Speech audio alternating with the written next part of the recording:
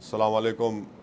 मैं इस video message के ज़रिए आसाम के डुबरी पार्लिमानी हलक़े के आवाम से, जनता से ये अपील कर रहा हूँ कि आप मेरे भाई, बड़े भाई जनाब बदरुद्दीन अजमल साहब को अपना कीमती वोट देकर उनको बहैसियत अपना मेंबर ऑफ़ पार्लियामेंट कामयाब करके इस इलेक्शन में लोकसभा को भिजाइए।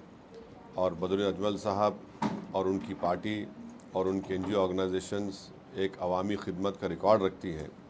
मुझे बदरुद्दीन भाई ने कहा था कि मैं आपके दरमियान में आऊं और आकर एक दो जलसों से आपसे मैं बात कर सकूं पब्लिक मीटिंग में, मगर अफसोस के साथ ये कहना पड़ रहा है कि मेरी मसरूफ़ियत की बिना पर मैं आपके दरमियान में नहीं आ सका।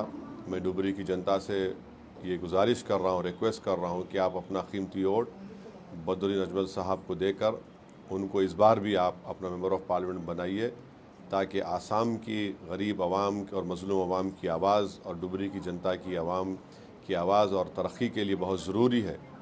और मुल्क की सियासी हालात के पेश नज़र मेरी आपसे गुजारिश है कि आप मुत्तहदा तौर पर बदरुद्दीन अजमल साहब को अपना वोट देकर अपनी एक ताकतवर आवाज़ को आसाम से हिंदुस्तान की पार्लियामेंट लोकसभा में भिजाइए।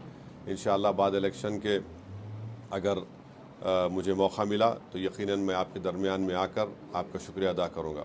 मेरे भाई, बड़े भाई जनाब बदरुद्दीन अजमल साहब को अपना कीमती वोट देकर उनको बहैसियत अपना मेंबर ऑफ़ पार्लियामेंट कामयाब करके इस इलेक्शन में लोकसभा को भिजाइए।